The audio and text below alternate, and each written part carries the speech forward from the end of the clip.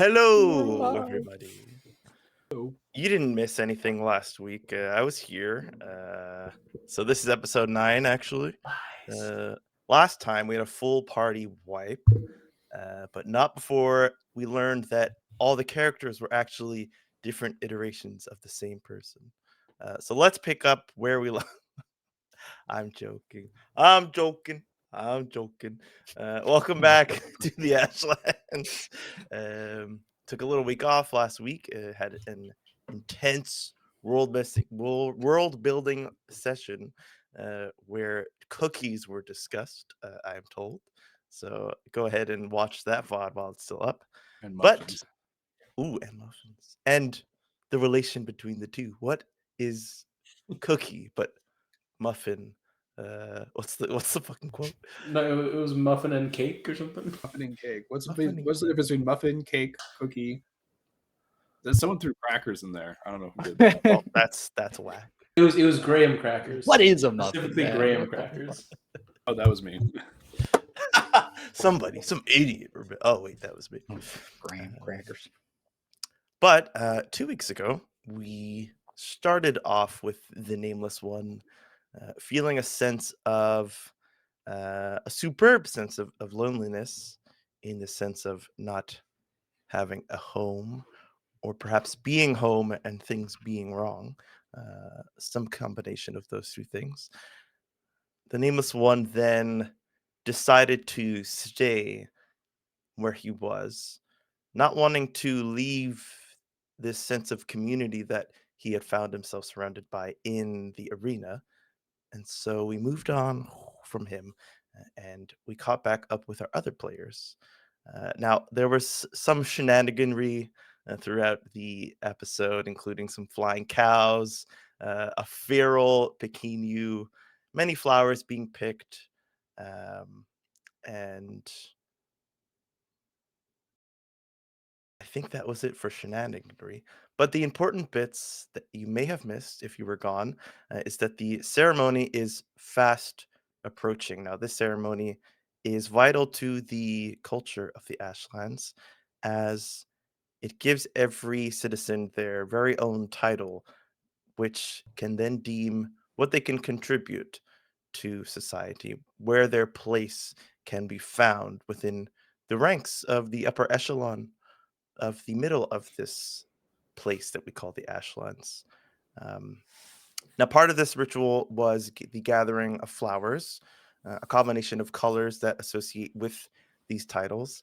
And those flowers were so delicately, gently, and kindly picked by BB, a small child of Bothos, along with Pekinu for a little bit, but mainly our friend Basilar, who accompanied her around Bothos, getting a sense of the people, of the way of life, and finding out a little bit more about what the future might hold in store for BB. Pekinu also spent some time with Olim, who will be joining us shortly. They visited Yoka's fortress, the local blacksmith shop, and met a man who had lived many lives in the Ashlands over and over, returning each time and finding his place back in Bothos. He taught them a little bit of what it's like to live amongst people here in the Ashlands, as someone who has experienced all that life has to give and then was brought back for more. And we will likely catch up with Izindo, the proprietor Isn't and Jacko? no, the Jacko's owner of Corpus Izondo. Izindo. Likely we will see a little bit more of him, but for now, let's catch back up with our friend, who shall not be named because he has no name, the nameless one. Now, we will pick back up with you maybe a few minutes. What would you be doing there? Would you, like, in terms of keeping to yourself and watching over other people, kind of communicating together, potentially trying to join in, eavesdrop, look around the building to see like what kind of sense do you think he would have in this place? I think you do the thing. I mentioned being a tourist in my own city. Mhm. So I think you do the thing where you perch. You perch up a little higher up. You go find a nice seat at the back of the class. You sit with your feet up on the stool, like on the bench in front, like, in front of you. Look a little bit menacing on purpose while being out of the way. And I'm all black, hood, mask. I think probably to look more menacing, I would maybe be like sharpening that one of the daggers that I have. Definitely eavesdropping. Definitely listening to the crowd Hell yeah. attentively. Well, let's give you an opportunity to roll low and get some experience here. Uh, let's do a discern realities roll. And I will let you roll the best of 3 With dice a D100? with a D100 with the Amazing. 3d6 and pick the best 2 as you Cool. are spending some extra time here from a higher angle and just dedicated to this task at hand. Okay. All right, hold on. I forgot you had to roll in D&D. It's not all role playing. Gosh. It is role play. Roll. Definition of role play.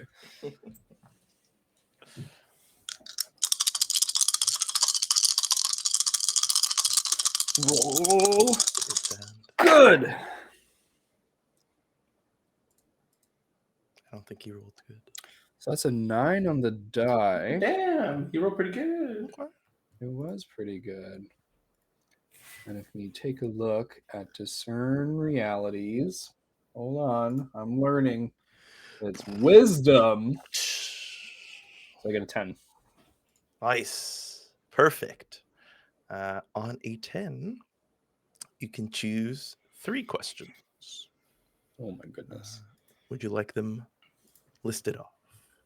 I have them here. So let me take a look here at what we.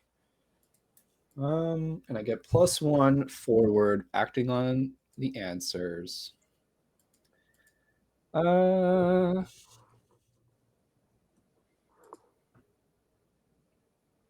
Yeah, I have them. What should I be on the lookout for? Who's really in control here? Oh no. Sorry, what here is useful or valuable to me? And what here is not what it appears to be? Okay. So lookout appears to be, and what was the other one? Valuable. Valuable. Okay. I think the answer of what here is, what is not what it appears to be here, butchered the phrasing, as well as what should I be on the lookout for, kind of combine. So I can give you like an extra question if it comes up. Oh shit. But there's an important interaction that you witness between someone that you haven't seen before, just a hooded individual entering the. Now, let's say you're like perched up top, as it's kind of like an arena setting. There are plenty of seats up top, so you can maybe take like the lowest section of the upper bowl, so you have a good vantage point. Just like flip my dagger. And you see someone wheel in this cart, and they walk towards the man who had first introduced you to the arena, Impilo or Bilo, the older, very pale skinned individual with a pair of glasses on. And you see a sort of heated exchange when they get a little louder and yelling, you get the sense that this individual bringing in the barrel is late bringing in whatever they have with them. Um, and it is important because things need to be prepared before tomorrow's, not ceremony, but tomorrow's events. Um, and you see Impilo, and you hear him. He complains about already being short of hands and of help, and now the shipment is late. Um, there is no kind of questioning on payment or anything like that. It's really just Impilo expressing his anger at this individual for being late, but he accepts the shipment. It's covered, but not enough to completely conceal what's inside. It looks like vegetation of some sort. Lots of small something, or they might be bulbs. There's definitely green and brown leaves, um, and they don't slosh around as if they're in water. So they just seem like these dried or freshly picked, perhaps vegetation of some sort. You can't clearly make it out, but it's a little strange. Um, because you know how the food here is, and it doesn't quite hit you as something that would just be, oh, I need to prepare food for people for tomorrow. um, because it seems to be of abundance. There's vegetation everywhere. They pick fruits off of trees and at their whim. uh, and with this anger that this person is showing, that Pilo is showing, it probably has some more importance than just food. Can I clue in as well that this is the arena? So why is like food getting, or some sort of vegetation getting delivered here? Yeah. Yeah, I think the thought crosses the Nameless One's mind that maybe you have to look harder to find non-edible food or something like that, and maybe this is to be thrown at people. Interesting. I keep an eye on it. You also notice that some people are looking at what's in there, like as they walk by. They'll tap somebody on the shoulder and point, and they look in, and there's like a little sense of excitement in some of the, I'll say, some of the more generally well, I really want to say endowed, but that's not the word at all. Physically fit amongst the general population here seem to Well, be showing excitement. Well endowed. In this world, Um, your size endowed with physical of your power. endowment, it's equal to your muscles. uh, and this is a arena where fighting is happening, and those they look to be in fighting form are looking at whatever is in here with excitement. And so it is definitely something that you should be on the lookout for, as someone who may potentially want to be amongst those participants. Interesting. So that is kind of what is not what it appears to be, as well as what you should be on the lookout for. And now I've asked you once. I'm gonna have to ask you again what the third question was. Sorry, there was valuable. Appear to be, yeah. Hold on. Appears to be valuable and lookout.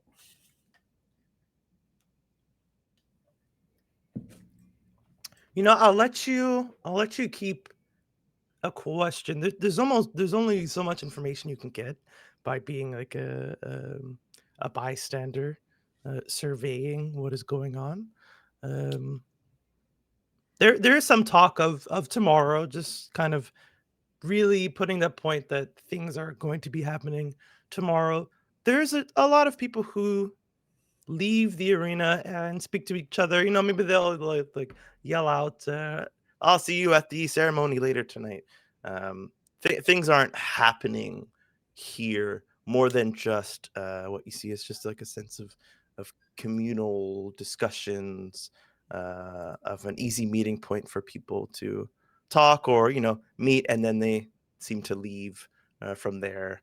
Um, and so maybe be on the lookout for coming back here tomorrow, because this is that is when things will really be cooking, so to speak. Mm-hmm. Okay. Interesting to see this like camaraderie between everyone, the jovial nature of the fights here.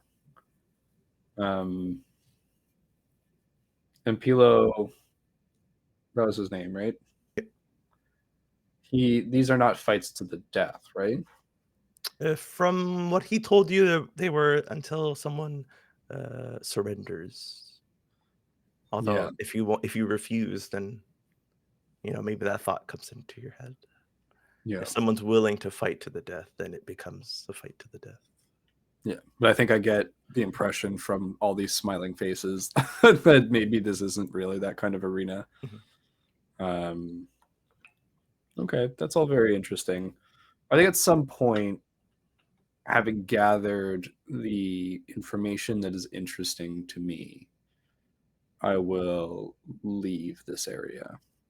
And I will leave in such a way that I get a closer look at the vegetation. Okay. So I would say when you go downstairs to get from the upper to the lower levels, um, there's another corridor where you just hear like the wheels of the wagon push this thing and go into another room down this corridor. But once you arrive to the corridor, we'll say that like you don't just see it turn into a room, but to have heard it go down this corridor, and you hear like some humming and some singing from like an old scratchy voice. Is anyone looking?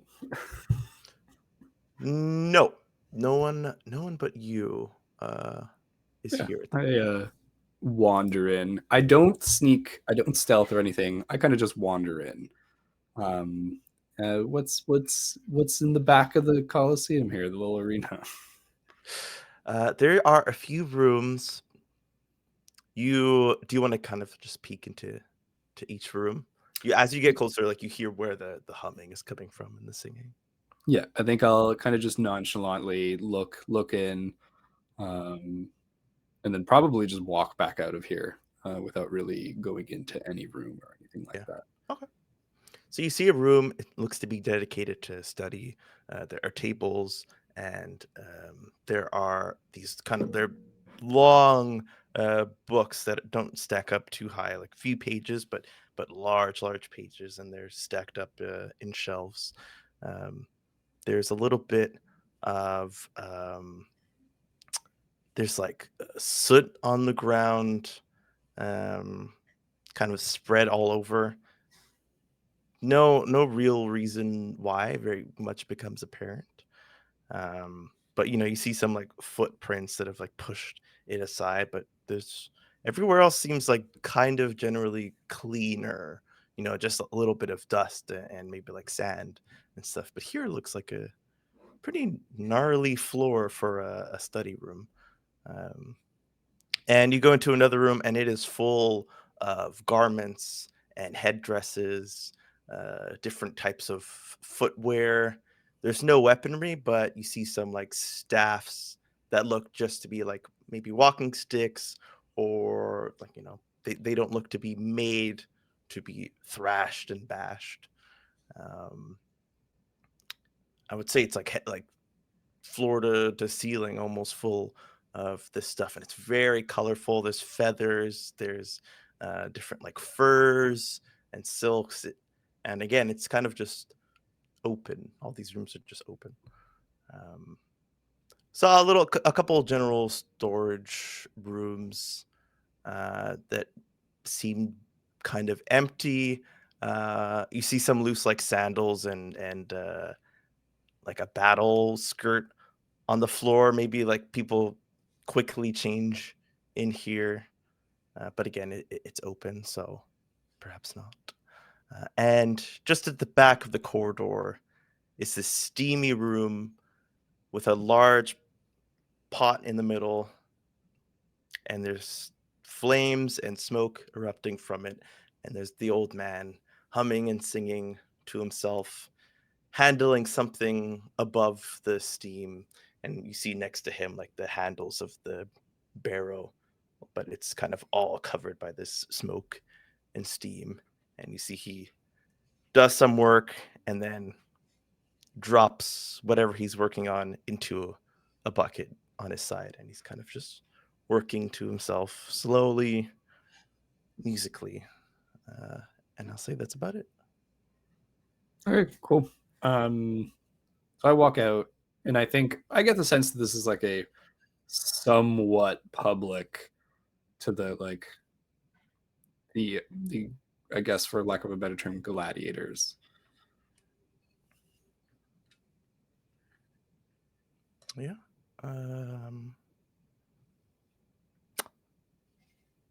Like this isn't just a select few like managers or workers of this arena come here. Like there's more people than that are kind of coming in and out. Mm-hmm. That's fair.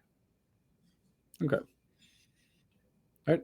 Then I slip out, and I guess I head back into Bothos to look for the rest of the party. Wonderful. Now,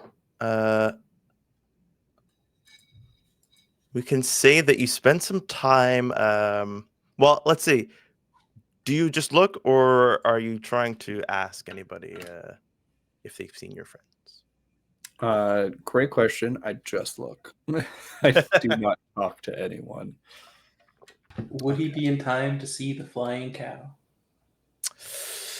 I'm gonna say no, just for time travel rules. He does not. But perhaps he hears it in the streets. People talking about. Oh, my goodness. Normally these travelers, they come through and they keep their heads low and they try and pass on through. But this time, did you see what they did? No, well, no, I didn't see any new travelers. No, they disrupted the cow. One of them was trying to eat the cow alive. He was flying about. He almost crashed into my house. Well, let's just hope they join the arena tomorrow, and we can teach them how we do things here in Bothos. Huh? And they see you all. They put their heads down and they keep walking.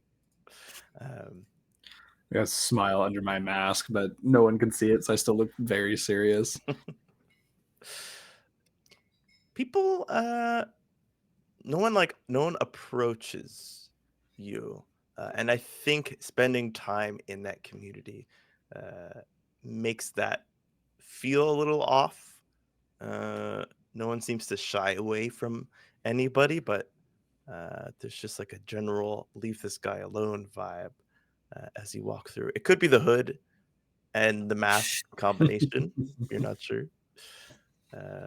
But perhaps that makes it just a little bit harder to find your friends. And I'll say that you arrive at the end of like a road, and you see a man with a long, perhaps it looks like bamboo to you, though if you remember what bamboo looks like is to be seen.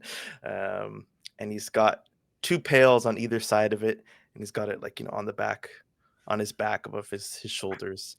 And he sets them down behind him, and he sweeps his leg over the top of a well, and he looks back at you, and he gives you like a wink, and then he just drops into the well. Into the well. Yeah. and he winks at me. That's strange. I think. I come closer. Are the buckets just holding water, or are they empty? The buckets are empty. Yeah.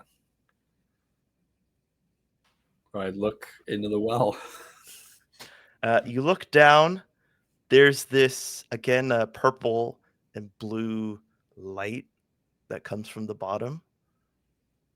And maybe you listen and you hear like feet on something hard, like stone or gravel. And maybe you're like expecting to hear like a sploosh or something like that. But you just hear like the of steps. But that water light is still like what's kind of coming up from the well. Hmm. And you just This hear is like, the light of like the lake you're talking about, right? yeah. Well, that's strange as heck. But this guy winking at me is not enough for me to jump alone Oh, into of the course. empty well. Yeah, I take special note of like where that is. Yeah, it seems to be off. Well, let's see. Like, open up the map here. Where's my tab? Oh, there you are. Is it to the right of the arena? So if we're looking, I should have put like a compass or something. It is to the left of the arena. Drink up, boys. Oh, thank you. It's not drawn in here. I will likely have to add it now that it exists within the world. But we will say it's like over here if the map is centered enough on stream for you to see. I didn't see anything. Where is it? Oh, all the way there. Okay. And, you're walking down the road looking for your friends, and you're going between houses, and then you kind of like get to this end of the road, and you see him turn and wink and drop in. But yeah, it's just a weird man. What are you gonna do? I think the wink is so weird. There's no one interacting with me because I'm just like a masked person walking in broad daylight, and have this person just kind of like fully wink at me. I'm like, yeah, I need backup. This guy's gonna be a handful. And so you retrace some of your steps. You go down streets that you have not traveled by before. You as well get a sense that the community shares a lot. There are some fences, but nothing like locked, nothing high that you would have to like climb. You can kind of just step over most of the fences. They just seem to be there for, maybe um, keeping track of whose land belongs to who.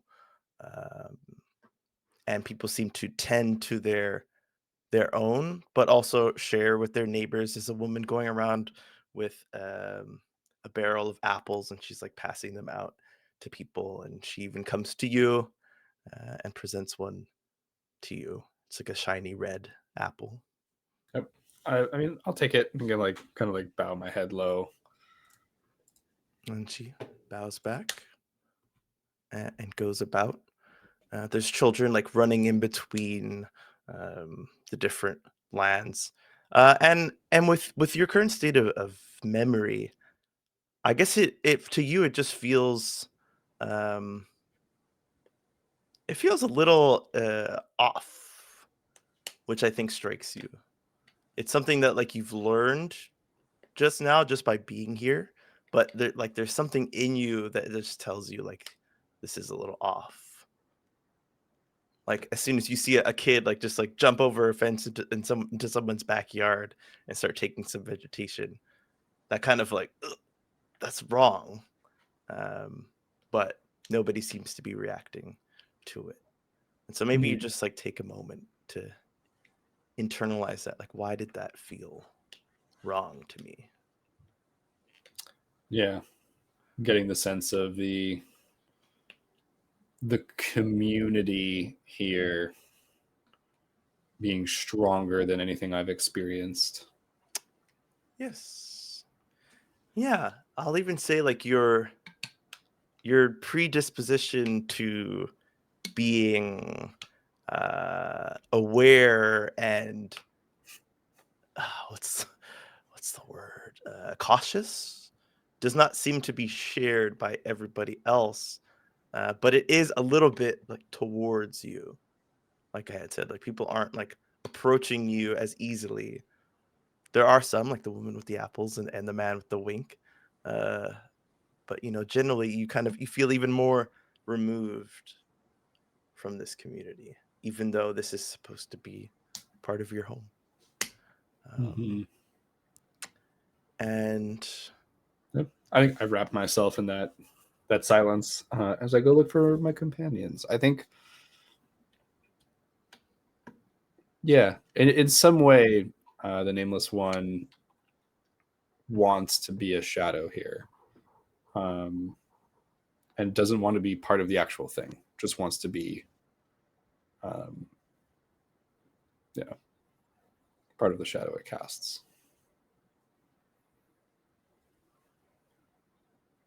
let's all remember that for a future event. But we will say that you end up not finding your friends, but seeing a couple of them, and they look to be walking towards where you came from the arena. Now, if you can remind me if it was just Pequeno and Basilar and BB, or was Olim there as well? I think Owen decided to stay behind, if I'm not mistaken. That's what I remember as well. And so you see these two and the small girl who was with you when Izana, Bernier's character, made his appearance. And they seem to be eyes trained on the arena, walking towards it. Perfect. I think the Nameless One catches up, probably rather quietly. You just hear my footsteps approaching. And if you turn when I get closer, just give a small wave. Hello? As you're approaching, you likely hear because we've been checking, or rather picking the flowers and everything, and we're walking to the title ceremony. So Basilar's gonna be asking Pequeno and BB. So what do you think your titles are gonna be? Do you know what they are? Just kind of like looking at you as you make that sound. No, Oh, we know nothing about these titles. oh, I don't know if they're gonna go through them.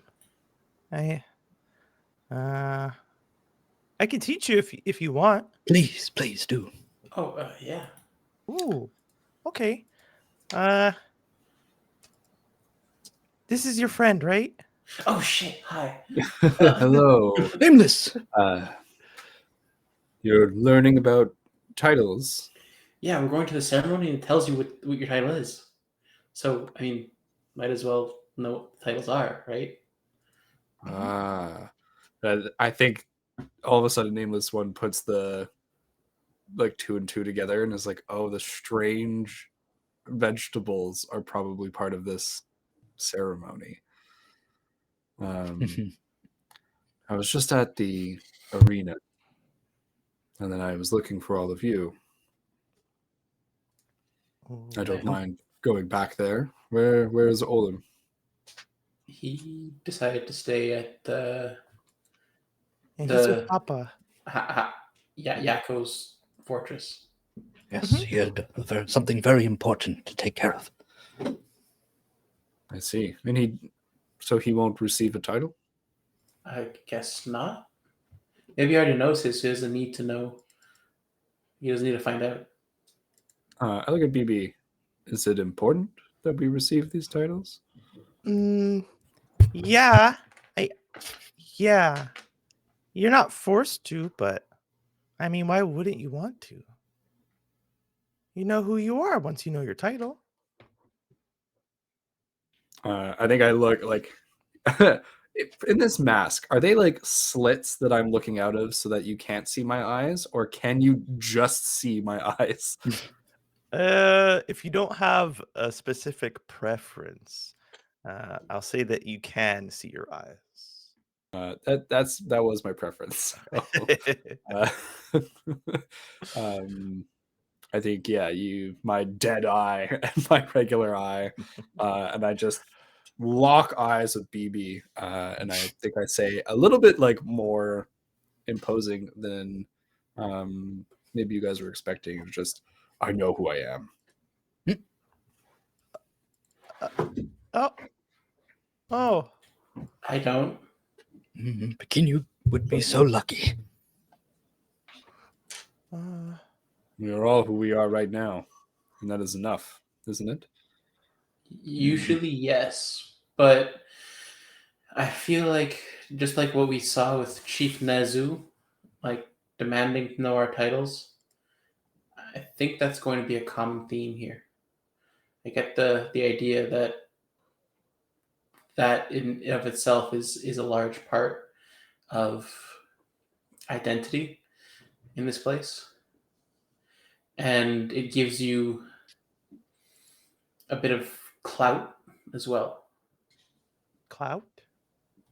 It's like people listen to you more if you have a title. Oh. It's like being well endowed. I don't know what that means. Pequenu It's, does not, not it's another way to understand. make people listen to you. Something I heard at the arena. Oh, I want clout. But you know who you are? Then what are you? I I just like look down at her, maybe like put a hand on her shoulder and go, I am nameless, and I am what is cast from the fire. Um, you Sparks. Oh. yeah, you say that, but it like it comes out of you. Like it's almost forced out of you, even though you're like willing to give it, Mm. you know, like a hiccup, but it just like it comes out as she looks at you and asks you that. Do I sense that anything came from her, or does my inner power kind of like does it gurgle that out? Is I'll it like say trying to counter? it doesn't feel like it comes from you, but it also doesn't feel you're not getting a taste of your own medicine exactly from the things that you've done, but it's a similar taste. Hmm.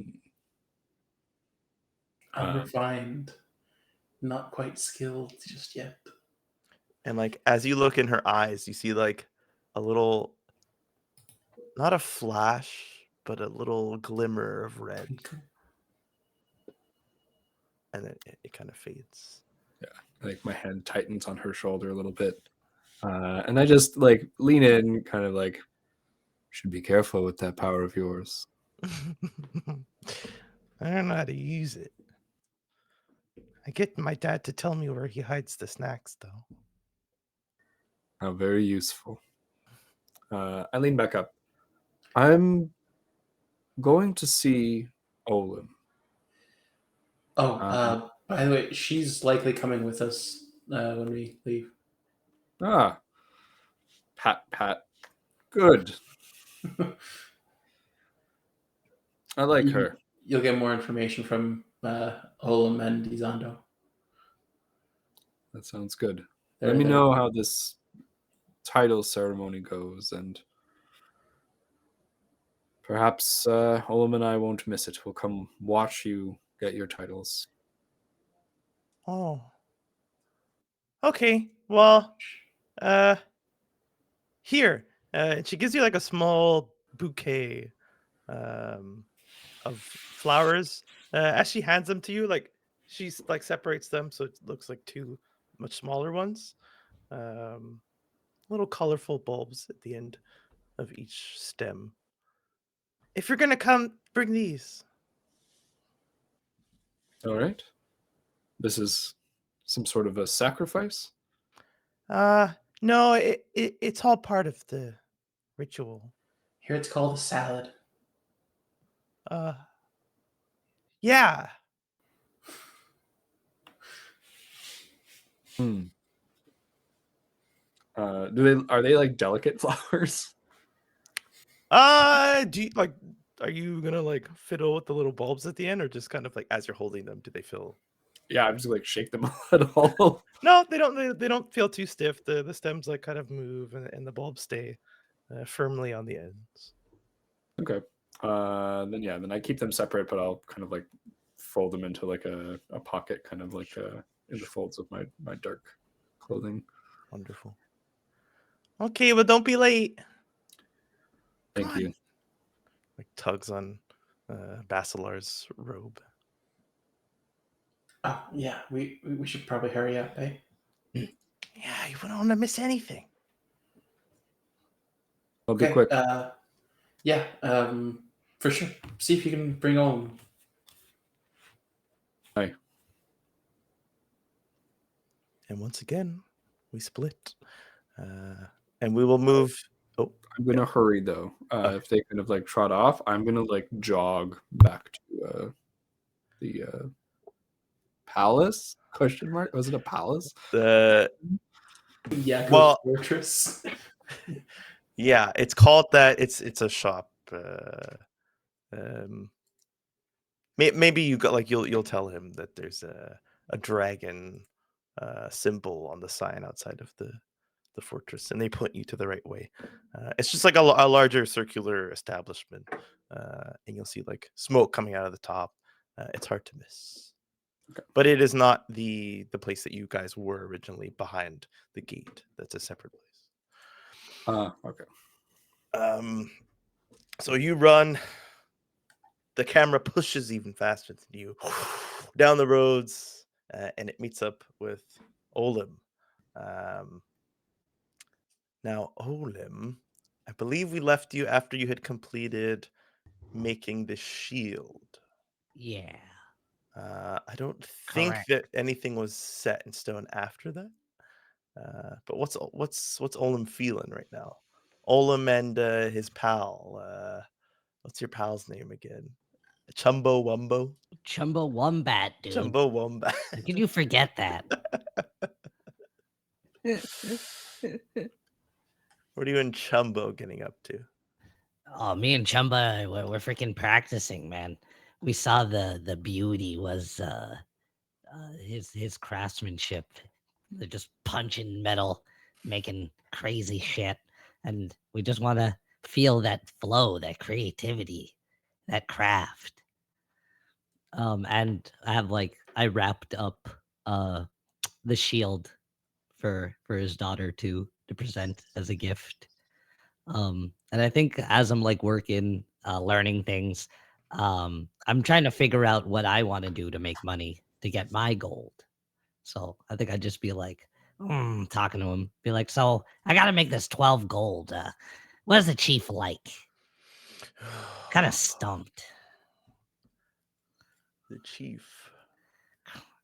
Kind of crumped. Sure. You know, what that chief likes seems to change every time he gets what he wants. Never really satisfied, that one. Does he like himself? A little too much, if you ask me. What if I built a beautiful statue of him right in the front?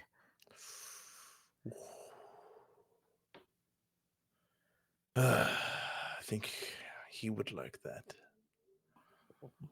Doesn't sound like you'd crank it. No, we should not build statues to other men. Why?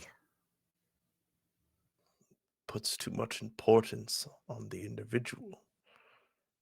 We Hmm. are only as strong as those who are around us. We cannot prop someone up like that. I see it more as crafting something beautiful. If I could turn a slab of nothing into somebody's likeness, that's something incredible. Hmm. If you want it to be beautiful, you should model it after my wife, not after the chief. Who is your wife? Oh, she's the stars in the sky. Ah, she's the stars in the sky. That sounds lovely. Yes, she is. Perhaps you met her over there in that pop-up city. Mm, mm. Maybe. Zuina, Mm, long hair, mm, beautiful chocolate skin, eyes that glow gold like the fiery sun in the mm. sky. Does that ring a bell? I don't know. There's a lot of things to see, but I'll take in these notes. Maybe see if I can find her. I'll tell her what you said. You know, you could do more than that for me. What do you need, Chief? Well, you see, I do have gold. I see no real Hmm? value in it, but I'd be a fool to let it go You have once it crawled? is once it is in my possession. Uh, Hmm. I like you, but Hmm. we've only known each other for a few hours. I cannot part with it for nothing. You left your daughter in our care faster than your gold, dude. Oh, I wouldn't worry about her. You should be worried around her. She's a little firecracker, that one. Yeah, she's got the shield now. She's fine. And Chumba. Yeah, right, dude? He'll watch her. Hmm.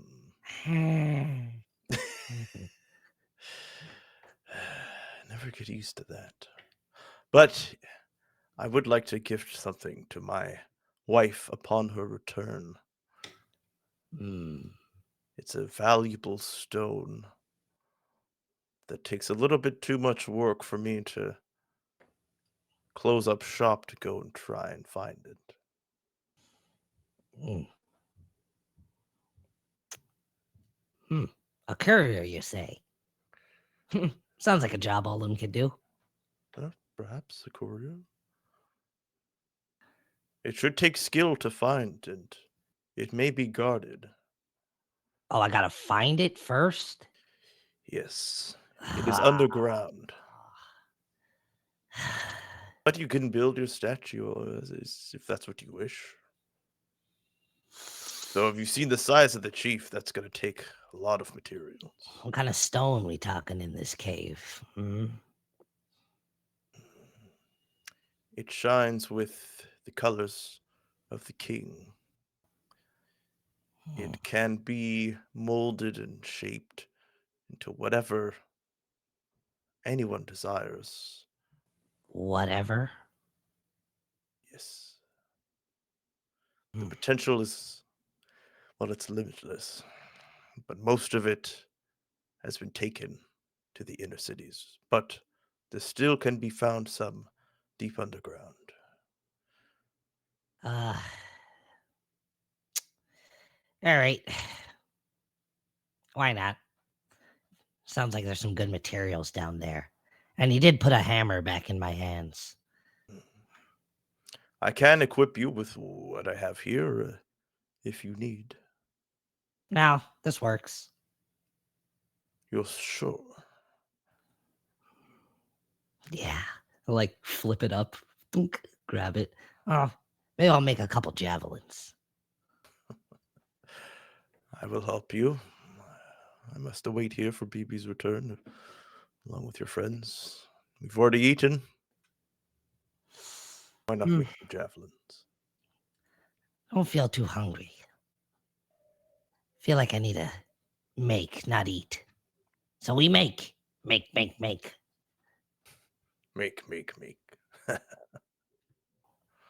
Okay. That was terrible, dude. Let's make. And he like he spits like this like molten spit in his hands, and he starts like molding it and pressing it between his fingers, and you begin to make. But before you could fall into the process, your friend, the nameless one, quickly approaches and makes himself known. He coughs. Hello there. That's kind of smoky in here, huh? Oh, friend nameless.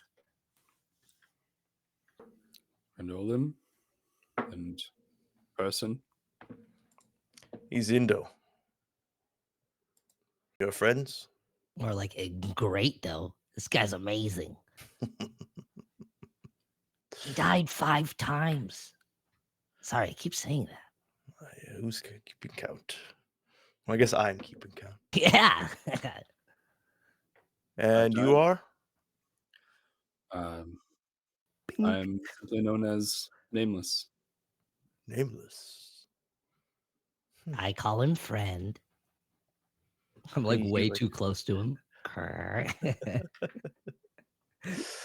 He throws his spit inside of a pit, and it ignites everything that's inside of it into a roaring fire. Spit pit. Yeah, spit pit, spit pit, spit pit.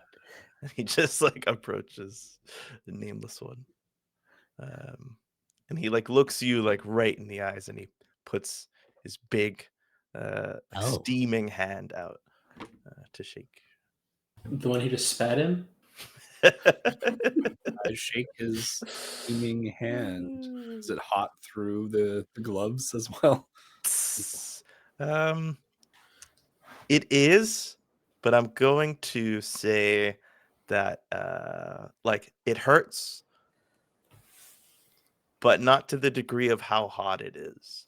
It doesn't feel hot enough to burn, and yet it hurts you for a second, and you get this like flash of like as if like sweat just like suddenly comes out of all the pores in your body, and your heart like jumps. But like Sure. you keep you keep eye Intake of contact breath. with him. There's nothing about him uh that gives off that sense, and he has like a little gentle smile as he's shaking your hand, but that heat from his hand and that like feeling of pain just like triggers something in you.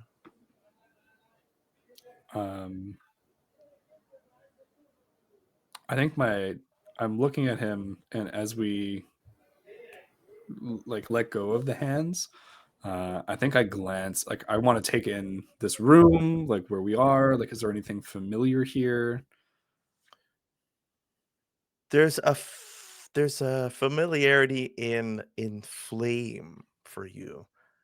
You recognize like the flame of another, and everything that is lit in this room, um, which is to create weapons. It doesn't. There's nothing that's like on fire and on purpose, but it moves with this light within it, and it has just this property that really only you can recognize as someone else's flame, because you know fire pretty well at this point.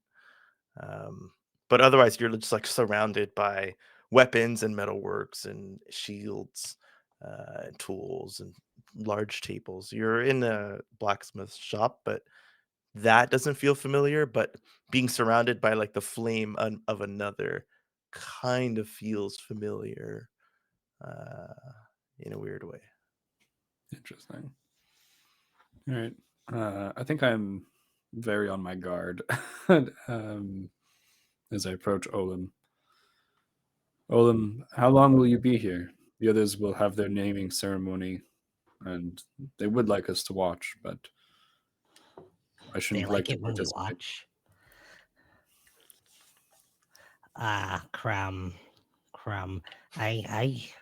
Oldham feels best when he's working.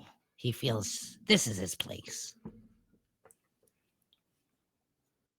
You should take a break and watch them with me, so that we might at least. I don't know how the ceremony works, so I'm a bit anxious that will involve some sort of harm, but all the populace seems to like it. Nah, can you sweat my feathers off? You know where to find me, if anything. You will be here all night. Until I get you guys for something. Some sort of special rock. I found jobs for us. Jobs? Frenibindo. Izindo. Ibindo. Greato. Indindo. Grindo. Whatever. Izindo.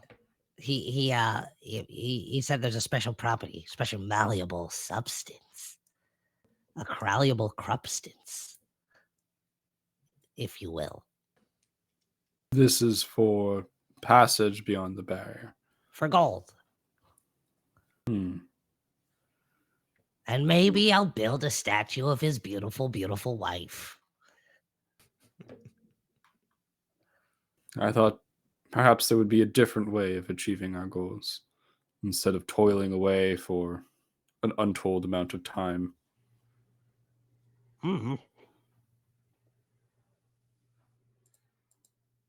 What do you have in mind? Right. Yeah. I look up at him. Well, Zana seemed to think that the amount of gold that was contained in the mansion was suspicious, perhaps unrighteously acquired. It's about time someone told on him. Yes. And I think that perhaps if he is stealing, then what belongs to him belongs to all. How long have you been here? You speak like an Ashlandian. I've been here long enough to witness the community. See, the issue is that those who want to pass through eventually do, and they don't stay long enough to find out what is truly going on. And those that are here for long enough, well, they either don't have what it takes to get enough to pass through, to pass on word, or they simply don't care enough. Which one are you? I think I'm the latter. Maybe in another life, I would have had more. Maybe the sixth Just time around. Maybe. But for now, I enjoy staying here, looking after my daughter, and, as your friend says, making.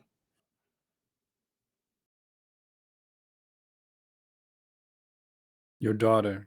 She's the one with my companions? Yes, that's my BB.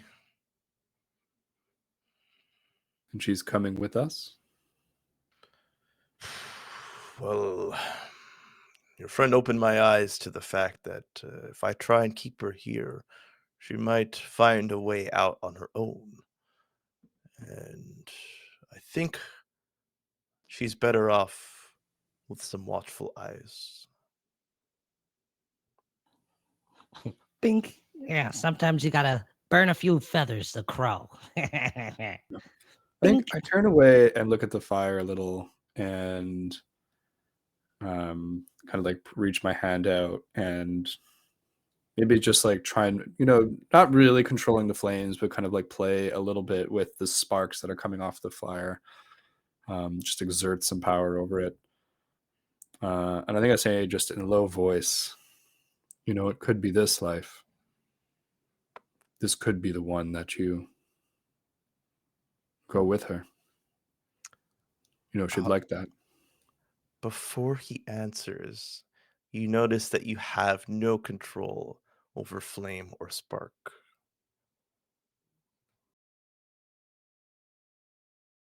Yeah. Maybe he just like watches you for a second. And then he says, "What do you have that could possibly convince me to leave what I've set here for 3 lives now? I've lived through this phase of wandering, of having hope, of adventure, but it all just ends in the same way." The river, the lake. For me, at least. Mm. At that, I turn to him. Wouldn't you want it to end differently then? I just don't see how. This But land claimed me in some way. if it could, How many lives would it take to find that could? How much effort? Who would I lose in the process? I just don't see the point. but if it was possible, Sure, if it was within arm's reach, I would grab it. Whatever this possibility is. The point. The point. What is the point of anything? I'm like looking up now. Like he looks back down. He's like working on what you're working on. He's pounding the metal, sticking his hand in the flame. And I'll say that like even like this conversation, it doesn't take you away from it, but there's like a sudden like that's familiar. What he's doing with the metal and the fire, and using his hands to craft, that feels familiar. Not this like room and all the objects within it, but the actions of using flame and metal and water together. That to you, because you were in that state of like looking around and seeing like what feels familiar, that feels familiar. mm-hmm. So I see that and I sense that familiarity, and I think that's, I don't know, I'm still probably having that tourist syndrome, and also my power not being available to me here.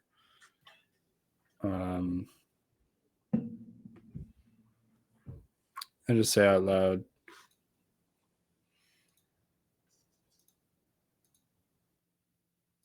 if you are unwilling, that's all right. I will grasp what is at the core, and I will reshape it. As I see the metal being hammered and glowing and changing. And perhaps you will help me, Oldham. I'll see you later. See ya. If you need a guide, I'm your guy. What? Ugh. Then I go back to hammering.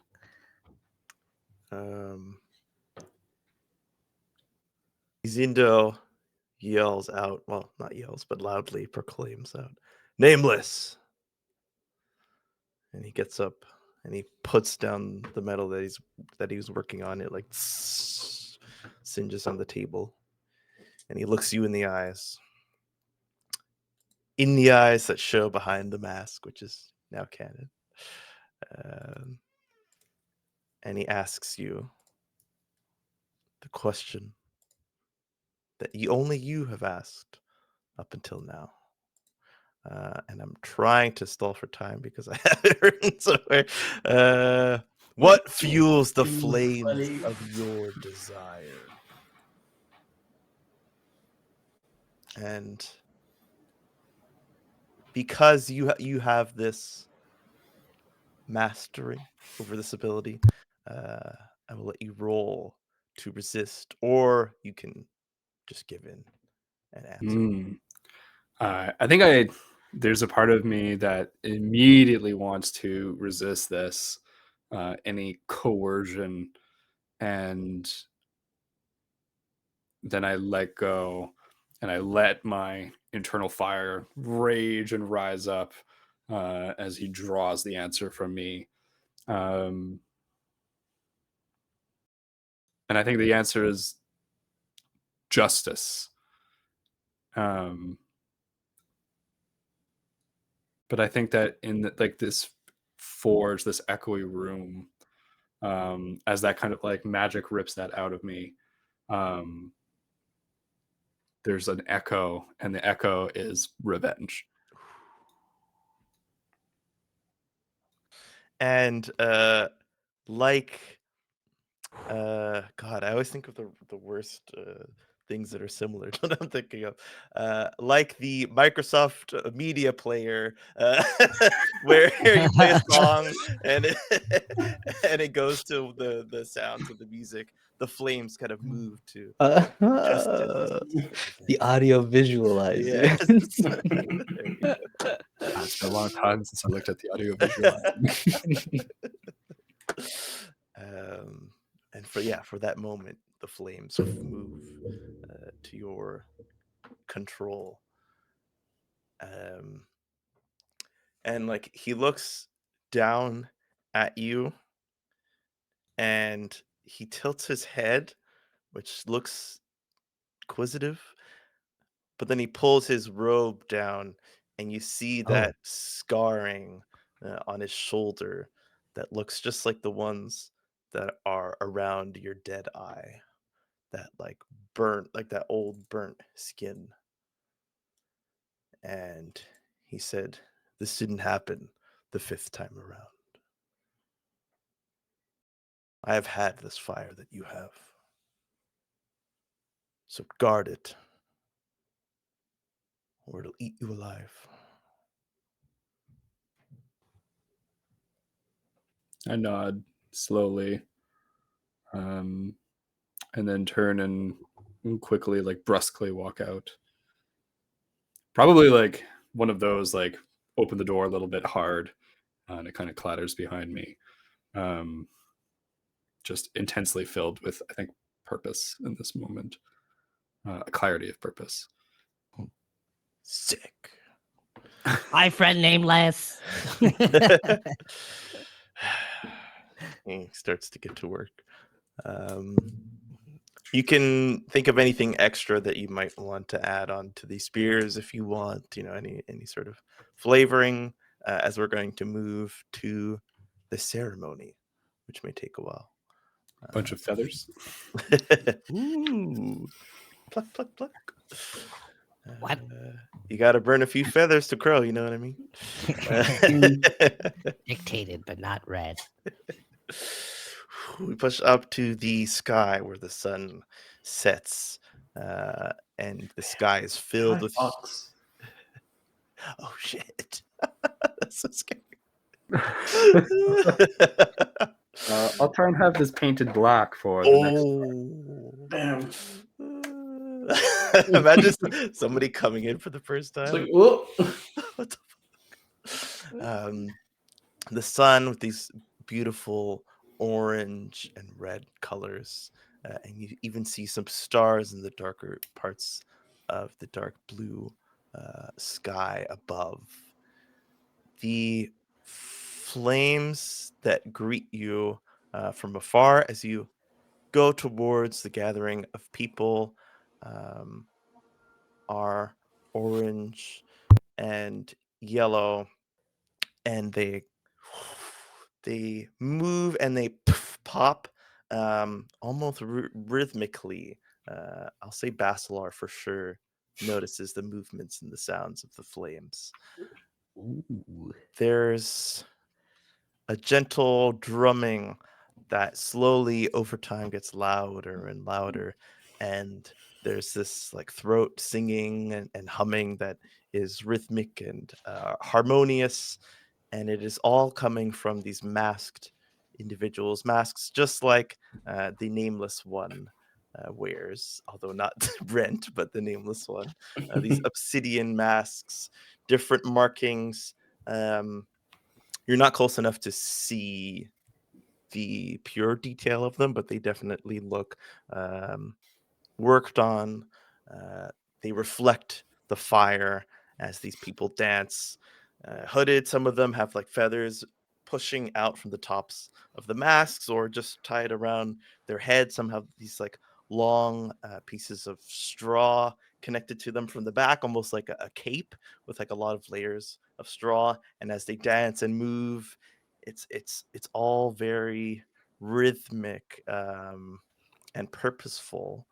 And I'll say that Basilar, you can tell that there's like a spell or many spells being cast right now. Okay. Is Chief Nazu there too? Chief Nazu is not there, but if you kind of just like look to see where he is, you see that someone huge is being carried in some sort of seat atop like a small crowd of people. That's it. Like he is like in like he's in attendance. Yeah, he's Oh, on his okay. way from his Okay. from his humble mansion. Oh, yes. And BB hands you a bouquet of these flowers and hands one Thank to you. you, Pequeno. Oh, thank you. Yeah, hold on to these. I'll like put it behind my ear. Oh shoot! Oh, I didn't teach you anything. Oh, it should be okay. What do you need to know? No, We'll learn it you as wanted we go. you wanted to know about the titles. The title that's ours will make itself known to us. Yeah. Okay. Yeah. I can tell you after. Oh, I hope I get it. Oh, I just hope I'm not in Besso. Whatever you Sorry are, if you end up being. There's nothing wrong with it. I it's just want okay. to be Whatever clean. you are, you're still BB. I sound like my dad. It's true though. I don't think a title is what really makes who you are, but you can live up past your title if you really wanted to. Yeah, that's true. Still, it would be easier. Only one way to find out. BB? Hmm? What do you think Basilar and Pequeno will be?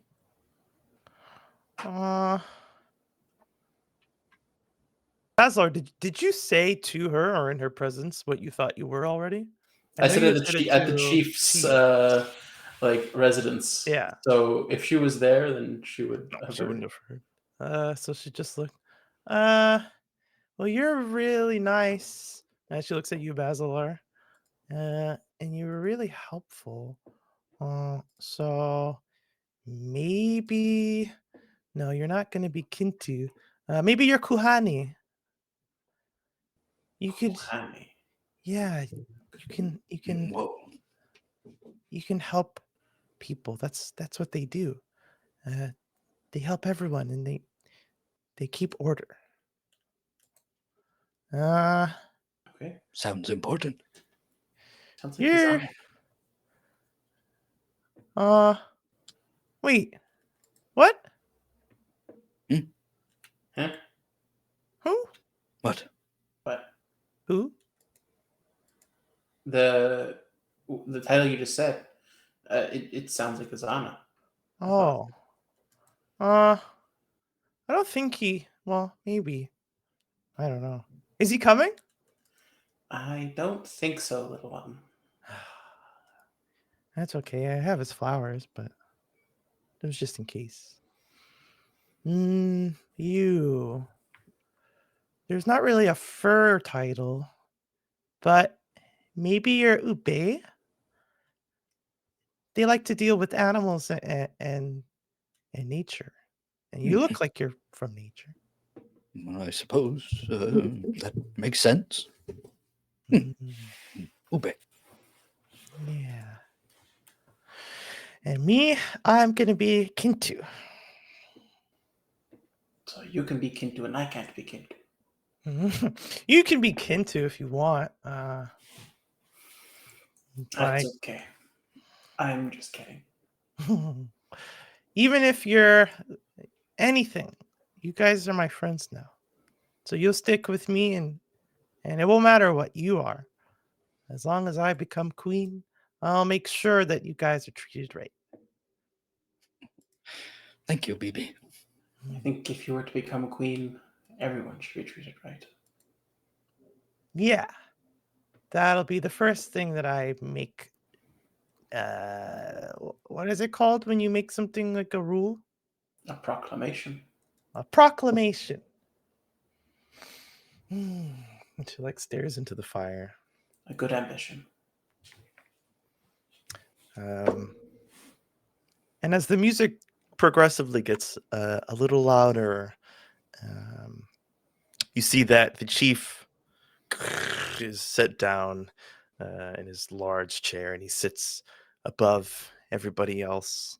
The chair kind of like creaks and like moves a little under his weight, but it stays true and sturdy. And those around him sit cross-legged on the ground beside him. Everybody sits down either on the floor or on these long logs that are kind of like split in half and buffed down on the top. So you can kind of take your seat wherever if you wish. There are others who keep standing, but everybody has a sense of quiet that comes over them as this figure approaches out of the group, as if it had been there the whole time and perhaps you hadn't noticed. It looks made of straw, um, of like beige straw from head to toe. This skinny figure, and it begins to move and turn in circles, and the straw starts to like lift out slowly as it moves, and as it picks up speed, the singing gets louder, and the harmonies are just beautiful. I wish I could sing in the way that is being sung in my head, so you could hear these beautiful sounds. It's like this to you. If it feels rehearsed and it sounds rehearsed to Pekinu, but in a language that you don't know, or in just random words that don't mean anything. This doesn't sound like the language that you speak. But still, you can hear the melodies and the rhythm and the harmonies. But Basilar, you hear words and you hear a song. Um, I don't I don't think you would know that you're hearing another language. I think to you, you're just like, okay, everybody's hearing this song because the mouths are moving and words come out that you understand. So, why would it be any different? Uh, but this song is a story of the Ashlands. It speaks of a great being coming down from the sky and changing the world. A cleansing fire that reaches out and changes everything it touches. Um, a new sensation that grasps upon everything from the tops of the trees to the rocks beneath the ground. And from the soil and from the plants is life. And that life that is shared within the Ashlands exists within all who call it home. So it is like a story of how everything is made of the same thing. And it uses this word called ashe as it describes this philosophy, we can call it, of everything being made of the same thing, and everyone belonging to each other. But the kind of like important bit of information is really this origin story of how something came down and the flames covered everything in its range. And it doesn't speak of like burning them up and destroying. It only speaks in words of cleansing and of changing and making new, and imbuing with a new, with newness. They don't really use like the word magic for anything, but they say like sensation and ability and power. Um, and you believe that it all comes from this one event. Um, and so perhaps you are kind of listening, and so you don't cue in that Pekinyu doesn't seem to understand anything. What's like the look on your face as this kind of like long song is going on? Of course. He's just kind of like entranced by it. Like even if he doesn't understand what he's hearing, just kind of like kind of enjoying it. My sweet boy. And as the Nameless One approaches, you hear what Pekinyu hears. But you are behind everybody. And so you kind of have the choice to stay by yourself on that kind of outskirts and watch, or you see the back of Pekinyu's little furry head pointing him out in the crowd. I'm gonna sneak around the outskirts and head towards the entrance to the Coliseum. They're kind of like removed, which maybe perplexes you. It doesn't seem like this thing is taking place in the Coliseum. It's in like an open field. It's the same direct. Like if you were going down the street this Nearby. way, the Coliseum would be here, and then it would be like to the left, down in an open field. And you don't see that barrel, and you don't see anybody handling vegetation. There's just this crowd of singers and dancers. There's a few who stand amongst them, not singing and not dancing, all with these same masks that you have, hooded and robed, dressed with feathers. But there's none of that vegetation that you saw. So perhaps that was a question that you rolled for. So you definitely get that answer doesn't apply here. Okay. Interesting. I love how you immediately intuited what I wanted to do there. Incredible. So, yeah, not seeing a surefire method to achieve my goal. But yeah, I Back mean, to where I saw Pekinyu. you do also think that the Coliseum is not full of people right now. If that was still a thought that you had to go over there. It's mostly because if the Coliseum doesn't have a lot of people and everyone's here for the ritual here, I think that whatever they need for the ritual is already here. Okay. At least the Nameless One would probably. I don't think he's so paranoid as to go back in there. And I mean, the fighters were the ones who were interested in the vegetable anyways. Yeah. So I'll just go back to Pekinyu and BB and Basilar. Probably come up behind you guys as you're listening to the music and just go, boo.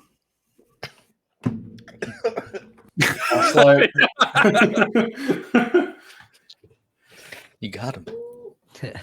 Really Basilar doesn't even pay attention. He's just kind of completely like just zoned in with like what's happening in front. I'll turn and look. Hello, Nameless. That was good. You like the story? It was beautiful. There's a singing. story. Yes. Sorry, you heard what Pekinyu heard, not Basilar. So you two heard gibberish. I hear Hanazevek Haradina. Okay. Then yes, I almost wish it was a story. Oh, if only. It's quite lovely, though. Yes. Lieutenant BB. Does she seem like she's is do you like the music, child? Yeah. Cheers. I wish it was a story too. Oh, June sip. thank you, Sheriff. Thank you kindly.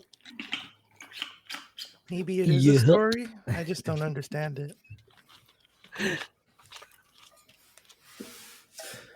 Basilar, you seem enraptured. Huh? Oh. Yeah, it's a beautiful. Do you not hear what they're saying? It's the story of the Ashlands. It's a story. It is. If you could explain some Beautiful of it to place. us.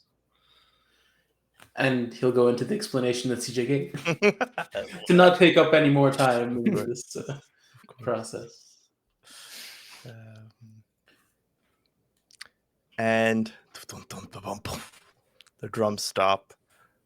The singers step back into the shadows that the flames light casts. And that spinning figure of straw stops.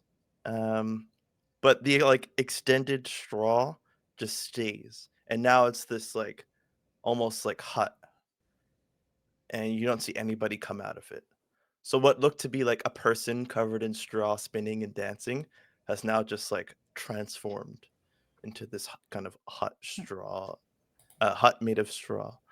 Um, and this very tall individual, pointed chin, um, like dark brown skin, this obsidian mask. He looks to have dreads that are tied back and long and go down behind the middle of his back as they kind of peek out over his shoulder. He's dressed in gold, uh, which points something out to you, as before you had seen like everybody was dressed nicely, but nobody had like unnatural colors on them. Everybody was wearing colors of nature. But he's got this like shiny gold robe with dark purple accents and a bunch of like triangle symbols around the sleeves and the elbows and around the neck. And under that robe is like a high-necked black ensemble. And everyone quiets down. And he says, "People of the Ashlands, you are all here today to see where you belong. What you can do for the Ashlands all comes from this simple yet very important ritual. You will be given a title, and then your real lives will begin." Um, and you notice that like most of the people in the crowd that are either like on the edge of their seat or perhaps like stand up and wait, they seem to be younger. It's a lot of like teenagers and children. The adults are still standing in the back or seated on their logs, still paying attention. But like an adult at an elementary school ceremony. We will call you up. Sorry, we call up those who wish to be given their titles to step forth now and begin the ritual.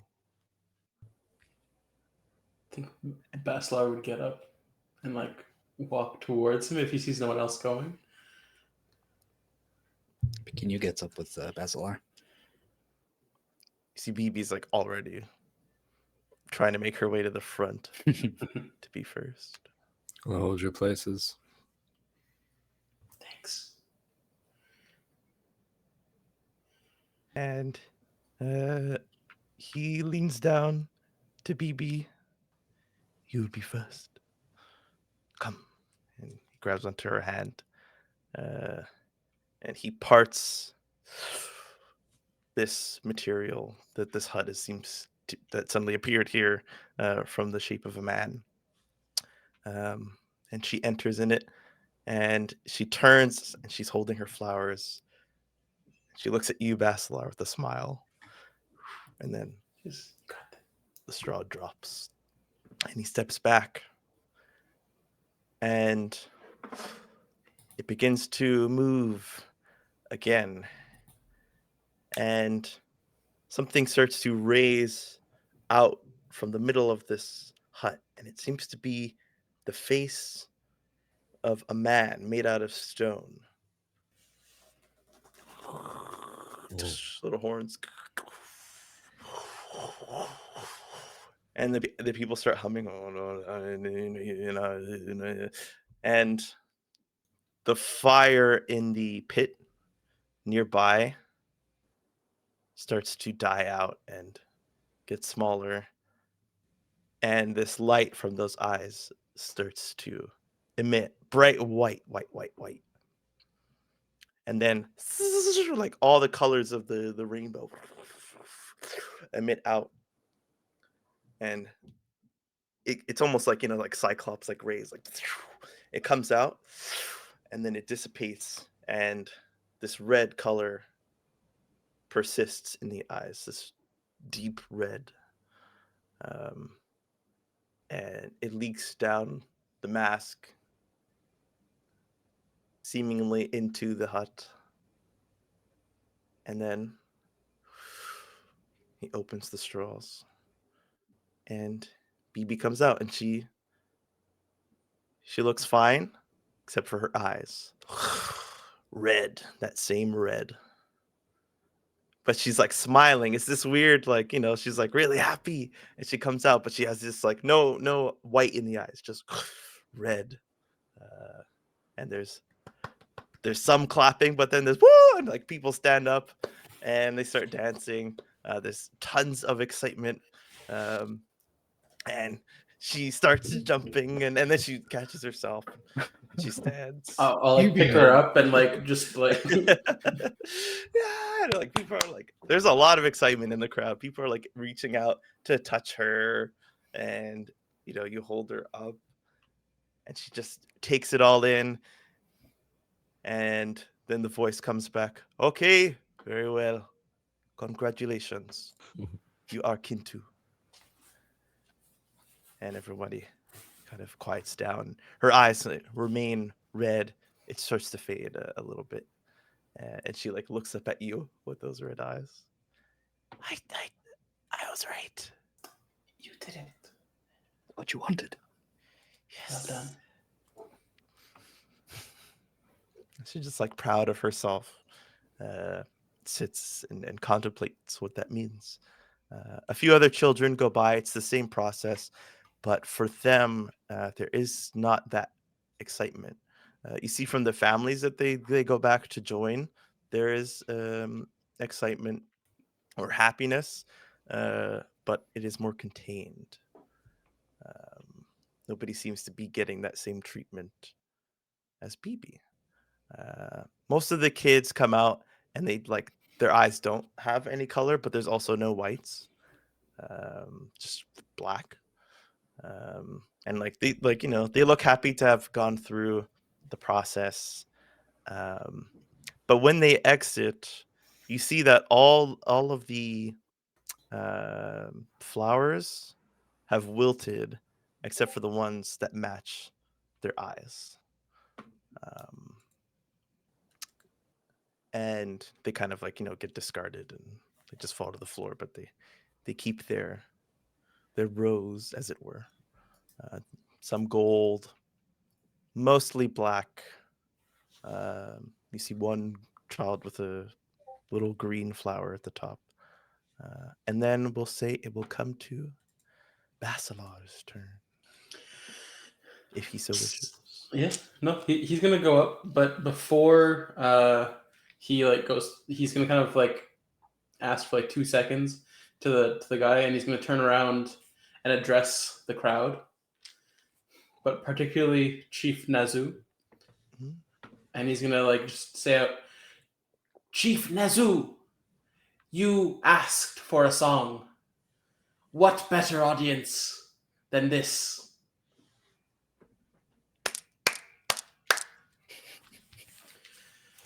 And so he's going to look to the like the people in the drums and everything, and give him a nod, and take out his maraca and just like.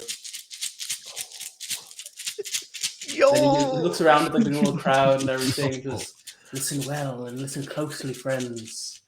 House of opulence from labor of the populace. Mountains of glistening rock in every room you walk. Chief Nazoo speaks the language of wealth, which may be to the detriment of Bothos' health. Citizens toil and struggle, thinking of possible ways to smuggle, as stones will only be sold without 12 gold. No stone shall you hold.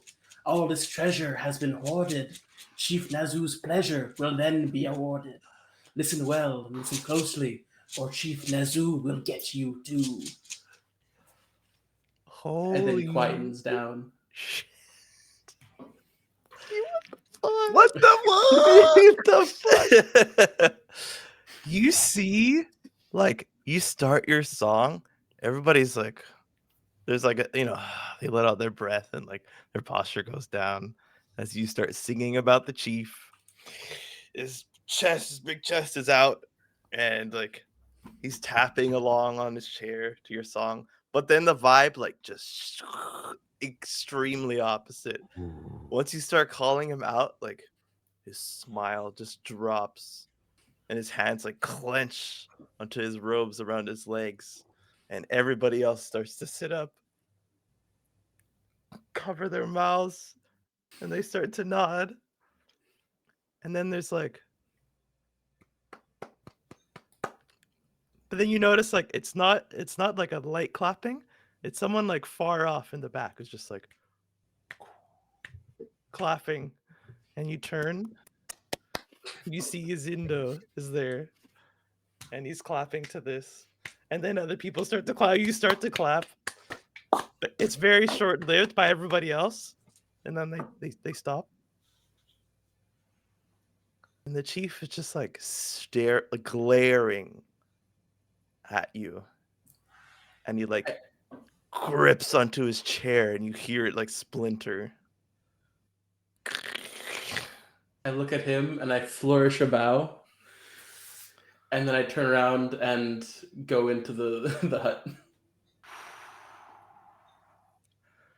You Lost. leave the entire crowd, like they're you have them in the palm of your hand. Like in this moment, they're just like following you in, and they're staring. They're trying not to look at Chief Nazoo, but they want to see how he's reacting. They're enraptured by what's going on. Even like the more official people who are masked and dressed a little differently, they're like softly speaking to one another. Um, a few of them go up to the individual who introduced this whole ritual, and those of you who are watching, you see him like take it in and nod and like have like a reassuring pat, and motion everybody to look back at the proceedings. Now in this hut, let's take 5 quick minutes. Let me recover from that beautiful song. Yeah. And Beautiful. and then we will return to the ritual of Ashe. All right. Yeah, cool. See you soon.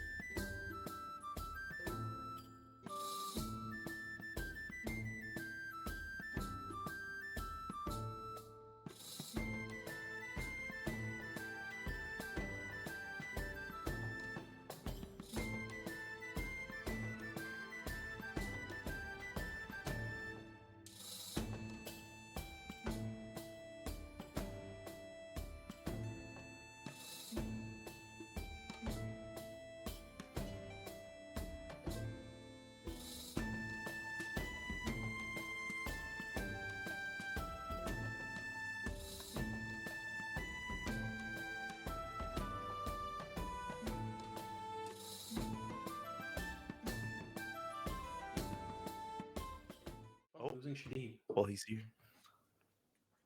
Yeah, no, but We like it's back. like he like pops out of the video, but then he comes We back. are all back. But most of all, Basilar is back. Mhm. Yes. Basilar, you find yourself at the bottom of an empty lake. There's a thin, small layer of water, but you can see from the ground around you that this place was once full of it. It's that same water with those same blue and purple hues. And the sky is red and purple on the borders where like the horizon is. But none of this really matters because you are in the face of there's no word to describe how big this being is.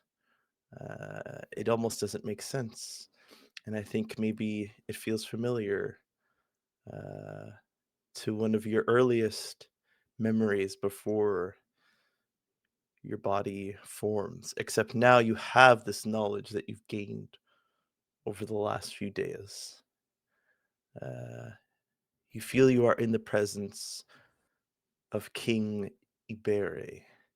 He is a being of unimaginable size. Uh, his body is made of moon prism power. It's prismatic in nature. It covers all Don't copyright us. all the colors of the rainbow. Uh, the form of a man, strong arms and shoulders, but no defining features as the color and the light that his body gives off doesn't allow for things like high cheekbones or visible smile lines or anything like that. And he kneels down to you, and it's that same, I forget who it was who experienced this, but from here on everybody will also experience this. As he leans down, he like shrinks in size, and so as he like gets closer to you, and he should be getting bigger in your view, he gets smaller until he is the size of like a gargantuan creature or whatever is like above large. Like it's big, Huge. but yeah, he's huge, but he's you can measure him if you had the time. Okay. And there is no mouth that seems to open, but something calls out from within you. You Within feel me? you must, yeah, you feel you must speak, but I allow you to choose the words that you use.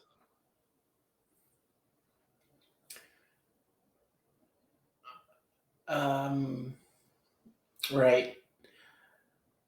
Do you know why I was brought here?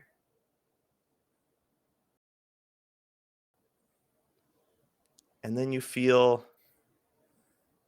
a hand on your shoulder. Someone behind you put their hand on you very delicately. I'll like try and like look who this person is. It's a woman. This like albino skin woman with white hair.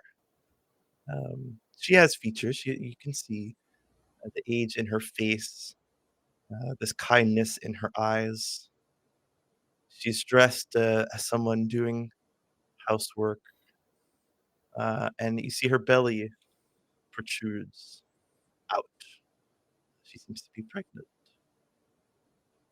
One hand sits at the top of her stomach, and the other sits on your shoulder. And she says, "My, look, how big you've gotten.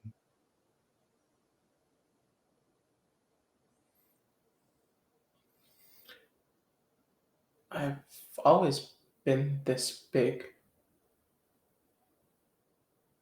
She looks down. She looks up at you. Not always. No. I used to play music for you so that you would grow. I was told it would help. I think it did. Did it help? I think in the end it did. Perhaps at the beginning.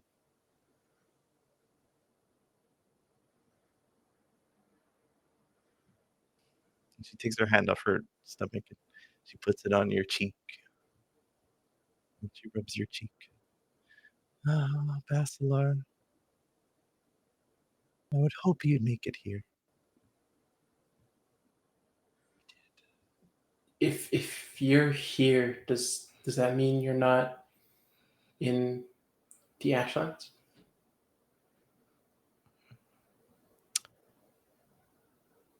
I think I am here, and therefore I am in the Ashlands.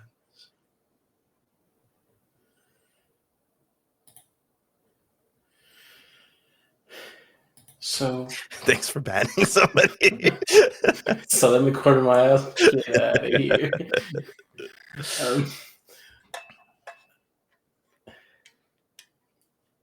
So this place, it's part of the Ashlands too. You and I'm going to turn to the king and like kind of include him in this. And you are part of the Ashlands. You see, he continues to not address you, and she says, "Yes, and so are you, Basilar. This is your home." Where can I find you? I'm right here. I don't think here is going to last much longer. I think here lasts much longer than you think. But then tell me, who are you? What's your name? What do we do to get what? Why do I know you? Pats your head. It's okay, Basilar. It's okay.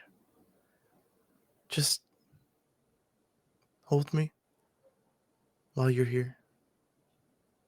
I take her in a hug. And she hugs you, and you feel a warmth that perhaps was the first thing that you remember feeling all the way back in that lake. That same warmth. And the light from the king goes bright and bright and bright and bright, all within a second. And then it fades back to darkness, and you see some light in front of you. It seems to be peeking out through the straws of the small hut that you are in.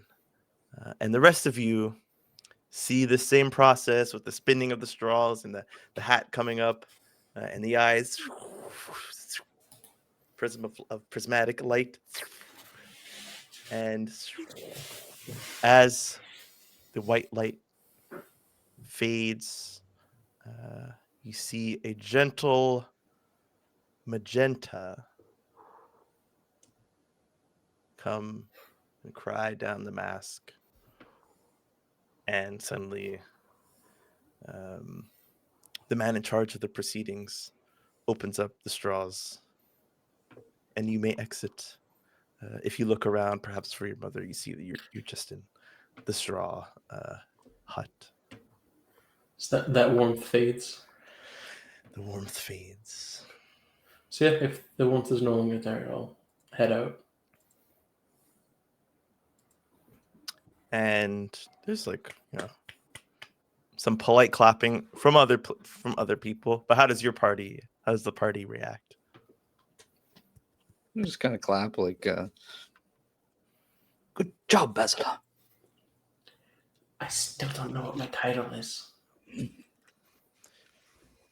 And the man bows to you. You are Voerde. Okay. That's what Chipo said I was. Thank you. And you may approach your party. Again, you see his eyes, no white, just magenta. Perhaps a I little look down at concerning. BB and I'm just like, is that good? Oh, it's kind of cool, actually. He can make cool things with his dancing and with his songs. You saw what he did. He made the whole crowd listen and forget about the proceedings. And he made the chief really mad. I don't think it was just his words.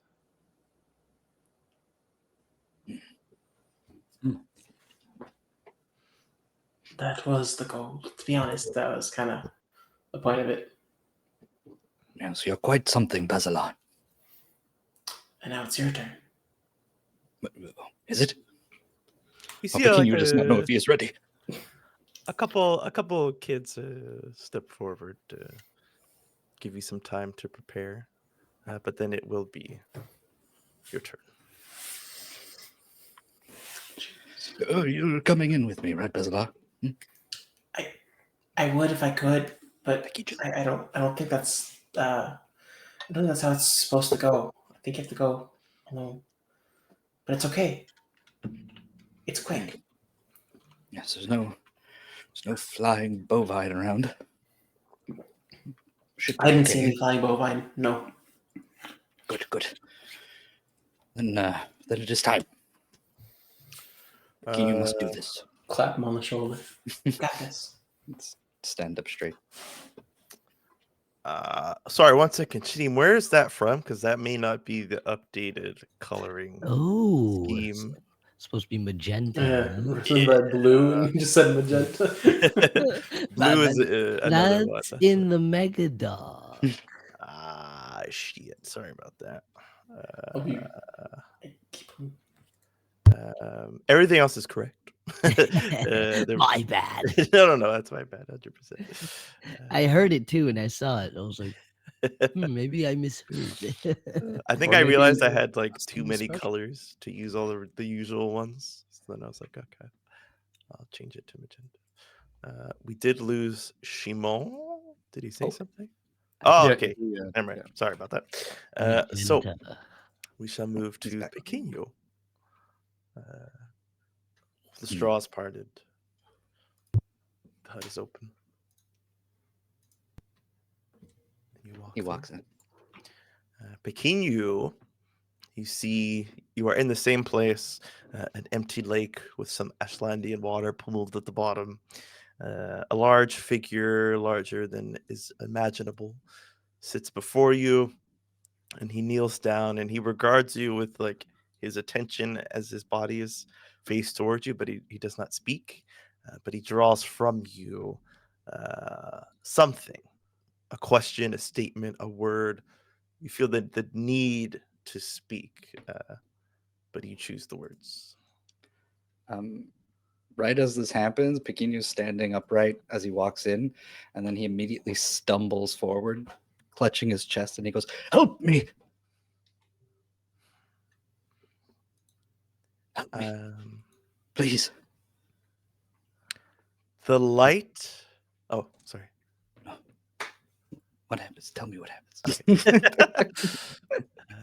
The light from the king seems to be blocked out by something. Not the whole light of the sky or anything, but like the direct light that was shining on you as you're clutched. Something seems to block it before you. And kind of looks out towards it.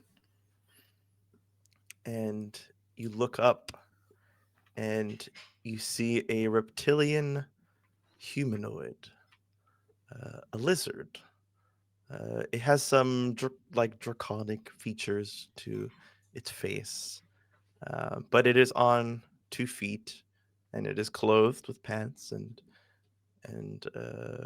this kind of armor, not like a suit of armor, but more like a leather armor. And you see he's armed by his side, and he turns his head to you, and you see like the scales gotta scrunch and move, and then you see a smile creep up on his face. I'm always saving you, aren't I, Pequeno? Again. Ophiogo, Yes. I have to get rid of this fire. Why would you do a thing like that? You know, it burns too great for me to do anything about it. Then you must use something else. Overpower it. Don't try and get rid of it. Meet it. Match it. There's something else in there, Pequeno. And he pokes at your chest.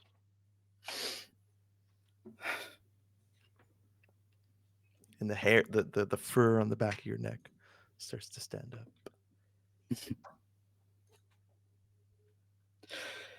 It's not just that. There's another fire here. It's different. It's impressive. You know, I said the same thing about your fire. No, but it's not the same, Ophiogo. It feels like mine will just continue to burn. Until you are undone. Myself and everything else around me. Then dig deep, Pequeno. At the core of yourself is more than just fire. You remember. And he like pushes you. You stumble backwards. If you don't remember, then I will beat it out of you. Oh, What? shit. And he What? pulls out his sword. No, I could instinctively Come on. pull out mine. Come on! He gets into a I'm stance. not as brave as you, Ophiogo. And with with that lizard-like motion, he slinks with speed, comes towards you, and he goes to strike. And you see you've fought recently with like a sparring. This doesn't feel like sparring. He has intent in his eyes, still that smile, but intent. And he swings down on you. What do you do? Can you? He just defends. He takes a step back. He defends. I don't Okay. want to do this, Ophiogo. Well, I'm gonna have to ask you to roll to defend. Ooh, things are heating up. Where's Defend. Mr. Referee when you need him? Con. I don't. Have I rolled with con before? I don't believe you have. Just roll me those 2d6. That's a 5. Take that EXP. Well, yeah, take Oh, that it's true. EXP. Oh, I'm so EXP. happy now. EXP. This is the best game ever. And the attack, he like slashes out in front of you, and he goes until you pull up your weapon to block it, like just your side, and he pulls his swing in closer, misses your block, and then stabs you right in the core. And you take. Hold on. Hit him with the panda technique. I move my core. Panda's not a panda. You take 10 damage. And Dead? yeah. You dead? You dead? It's like at least half your health. I think I'm dead. Let us see. Wait, we leveled up though. You had, did like, you level up? 20 I don't HP, remember. didn't you? What were the level ups? Were 8 and I have here 9? that I have 11 HP max, and I have 10 current. I don't know why. When I even wrote that in there. What's your con on your sheet? +1. Like the 13. base number.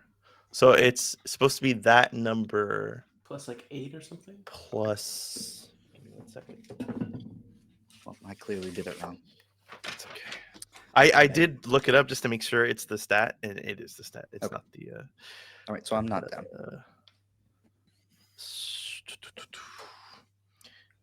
So it's it says 4 plus Constitution Oh, on there you like go. the printout. So You're 17. You're at 17. I think we have different numbers. Because mine's 8. Oh plus wait, so no, yeah, Constitution. you're right. Let me look at Bikini's stat thing then, because then you might only have like 11 or something. The fighter. Oh, 10 plus Oh, Constitution. okay. Oh, and then you I thought your put Constitution was 11 +1. because Okay, it was +1. so you have Okay. 20 HP. Yeah, so your constitution is shit, fully okay. your constitution. Okay. Okay, How's okay. how's the leveling up work again? It's your level +7. Yeah. Yes. For your EXP, So the first level's 8. and then Yeah, and progressively a little bit more every time. This sword is in your core, and like flames start to lick out from the wound and cover the sword. And he looks at you. He had intent, but now he has like not shock, but almost like disappointment and like waiting for you to say or do the right thing, and holding on to hope and holding on to that sword in your core. I think seeing that look on his face, Pikinu looks away and he'll just kick out to push him away from him. Just I guess with like his feet claws. Okay, go ahead and roll hack and slash, perhaps, or That sounds right. Is there something else I could potentially do? No? I mean, you can roll. No, you're not in imminent danger. Okay. Yeah, so I'm just trying to like kick out. That is a 12. Hell yeah. I'll say on a 12, you kick out. The sword comes out of your core. Is there anything else that you want to happen? Do you want to disarm him? Do you want some other flavor to happen? Yeah, it kick out, rebalance himself, and then point out his sword between him. So just kind of like to keep him away. Like starts to Why would you do cauterize this? already. If I look down, is the fire still coming out? No, you see it like it starts to like burn up, and like the fur starts to like clump around the wound, and like the bleeding stops. Do not provoke it. You Come know on, what happens. Pikinu. We don't have much time here. Stop! I will not let it happen again, Ophiogo. Want me to overpower it? And then he takes the blade and he turns it around and he points it at his core. I'll cut it out. Pikinu, no. And he like runs towards you, and then the light from the king washes over everything. And you find yourself back in the hut. your chest still in pain. That fire is still within you. And your arms up with your weapon. And he's just gone, right? Yeah.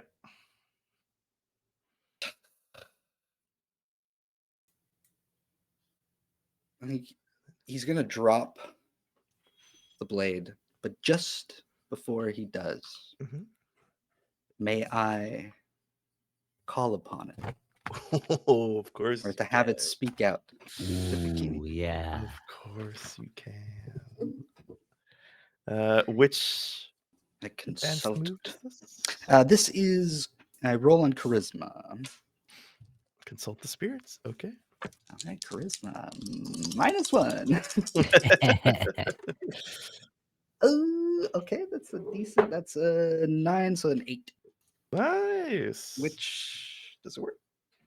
Wait. 7 to 9. The GM will give you an impression, Hmm. and the role is to gain insight relating to the current situation. We also got to increase one of our stats by 1, eh? When we level up. You Yeah. gain a level you may choose from these moves. Maybe this doesn't give enough information on this. I posted it in the Discord Okay, perfect. as well. We're all learning here, folks. There's nothing to be scared of. New system. Okay. This is why we did this first season, to all get familiar. In the hexagons. Nope. Wait, which server? My word dice come to die. Why did I Wait, not get a what do you- notification? It was like a while back. Oh, okay. Like, Well, a couple we days can ago. cover this. I got it. But on either way, even if you increase it to a 0, it'll still be a 8 for you, I believe. I just put it in the Discord. Thank you. Okay. So you will get Didn't the forget same it. result. One more time. So Pequeno, this blade, you see that same color from the king. It like flashes out from the entire weapon, like the everything, the hilt, the edge, the tip, all of it.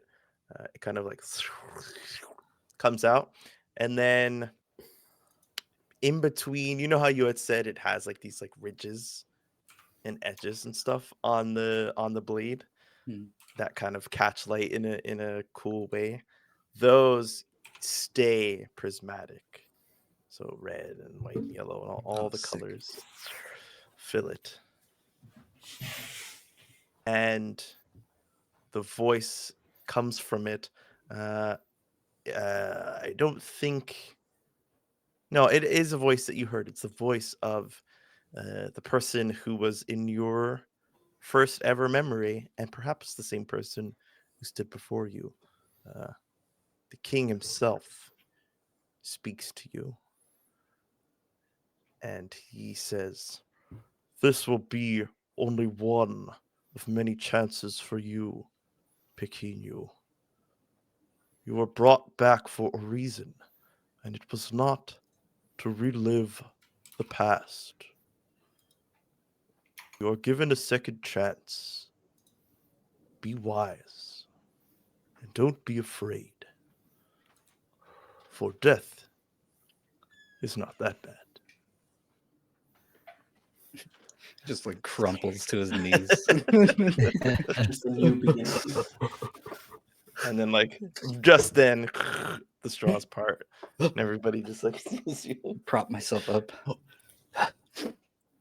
And then he just head sort of hanging low, kind of fumbles with the sword before putting it back at his hip, and then scuttling over to the others. The rest of you, I like push people out of the way. you What had color did you seen get? the spinning, the Yeah. mask, and only because the light of there is no light on the fire, so you see nothing.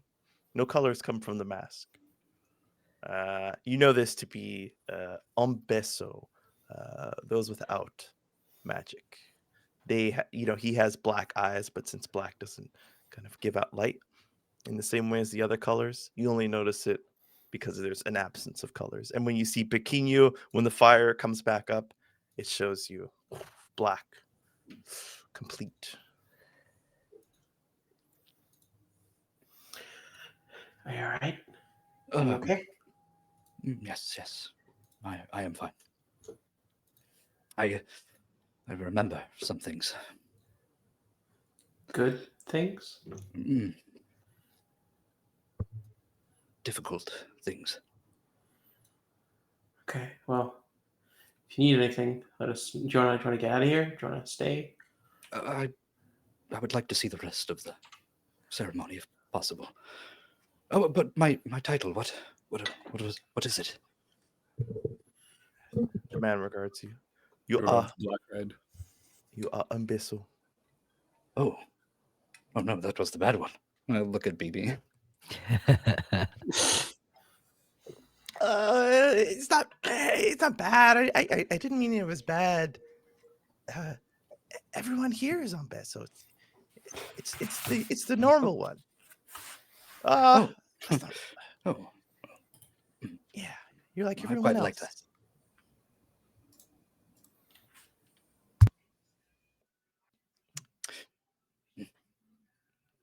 Others continue forth.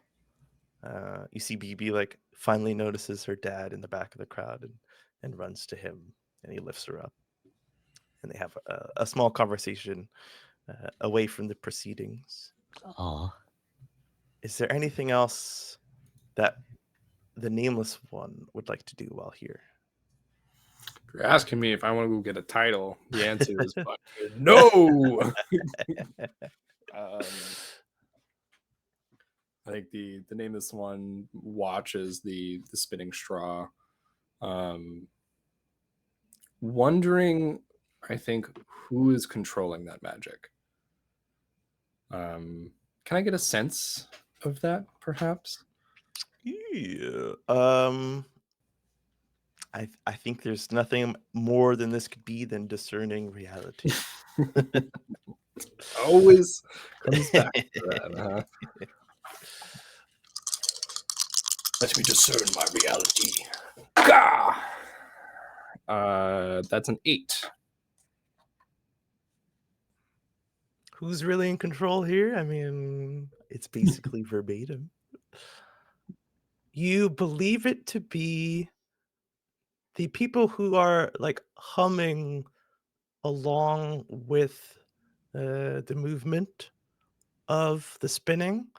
It's not the same kind of singing, but it's the same people who are doing this like chanting, humming, because you hear them like stop, and then the fire from the pit like goes back up, and the spinning stops. But there's a lot of them, so it doesn't seem like exactly who one person. It's kind of like these together, these people together.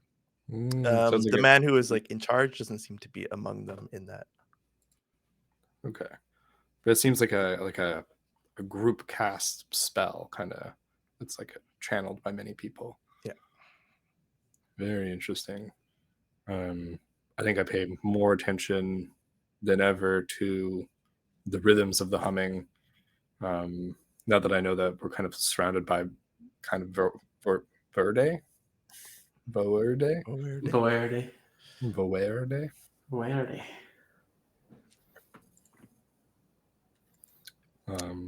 Very interesting. Yeah, like that so much, but it's the word performer in Afrikaans. All these words are either borrowed or just directly the word for things. That could be posted somewhere eventually. But nameless one, because you specifically said that you like push through to get to Pequeno, you got the attention of the person in charge of these proceedings. You may not have noticed it like at first, But as the night goes on, in between one of the rituals, he silently makes his way to your log. Almost like imperceptibly, he steps back with his comrades, and then moments later, he appears behind you. And he leans down, meets your level, meets your eye level, but doesn't regard you. His it's one of those things like he kind of like kneels next to you and still looks at what you're looking at. Let me whisper in your ear. But yeah, he's like right next to you, so obviously like he's trying to speak to you. What a creep. And he says, "As I live and breathe, a Debbie. Is that you?"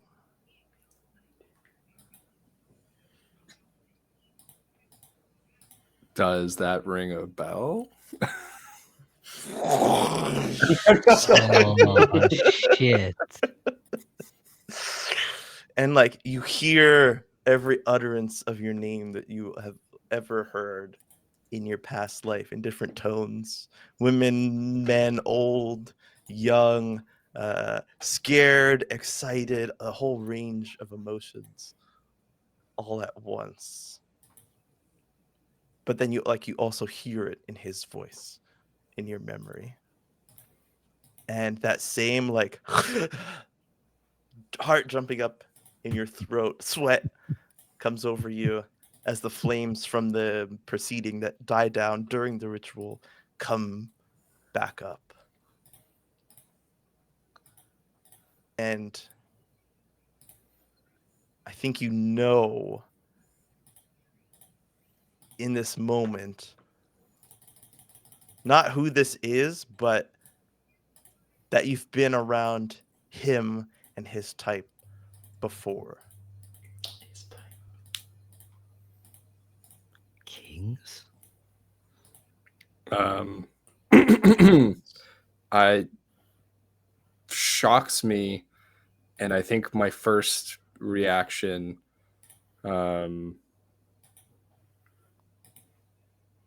is to grab him by the throat. In front of everyone? Yeah. I just, it's like you're playing it cool, and someone comes and is going to talk to you, and then he says The wrong thing. Your trigger. yeah, he triggers me in a way like a taboo. It's like he says this, and it's so me, and it's coming from him, and I hate that in this moment. And so I think I just whirl around and grab him, and it turns from something violent into conspirational. And I just kind of say, "You know me."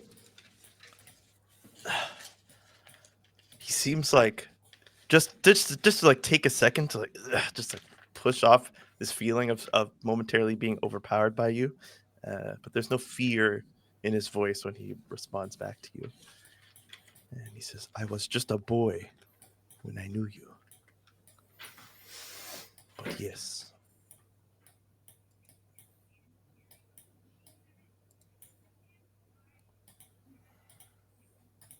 And I would speak with you later.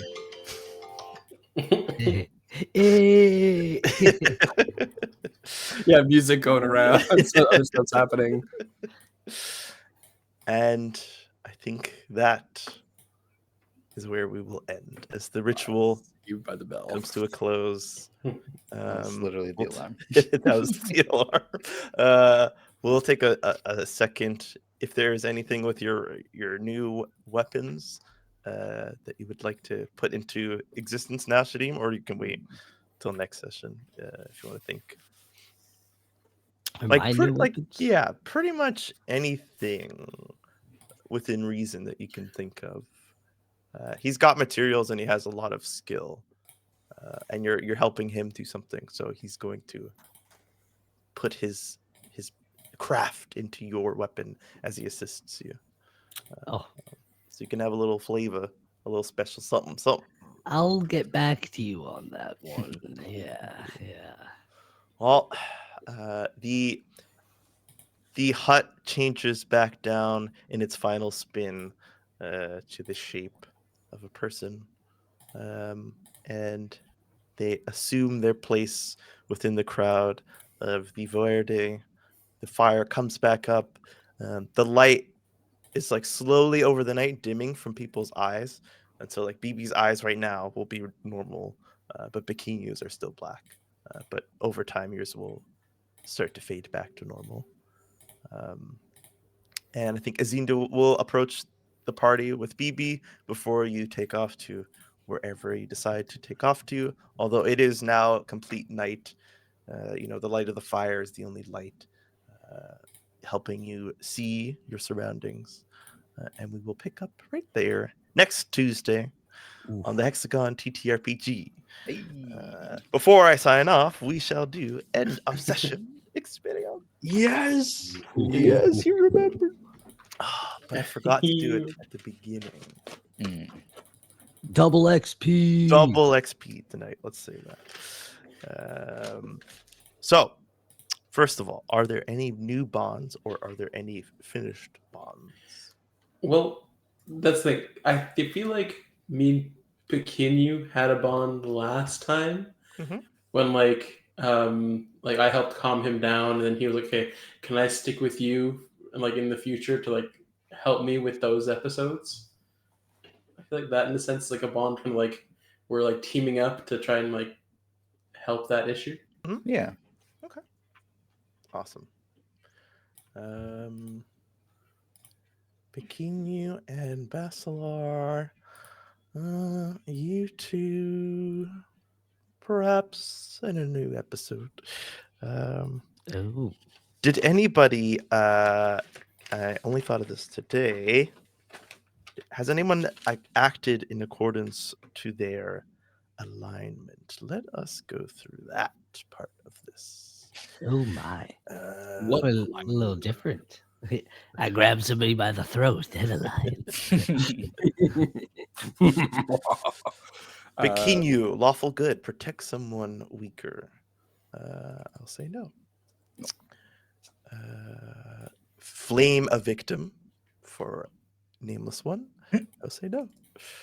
Perform your art to aid someone else. That did happen for Basilar.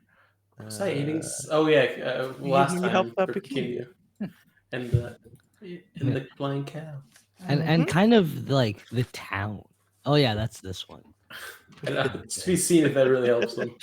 Yeah, that's definitely Expose the truth. Pissed him off pretty bad.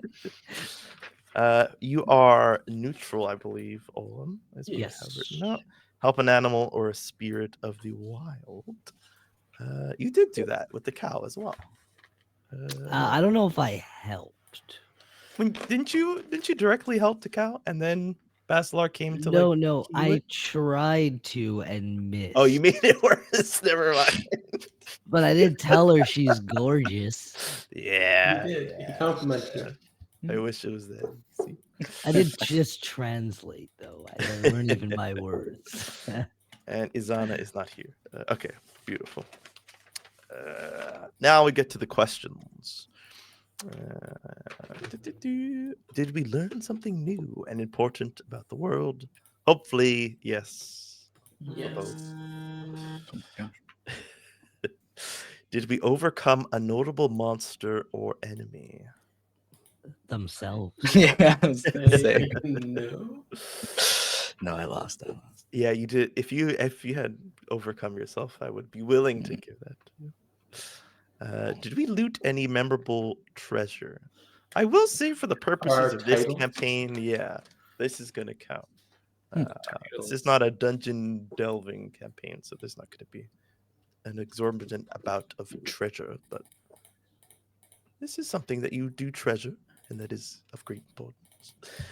So it's 2 yeses, and so we're doubling. So that is going to be 4 experience for everybody. The previous experience of like acting towards our like the bonds and the acting towards our alignment. Mhm.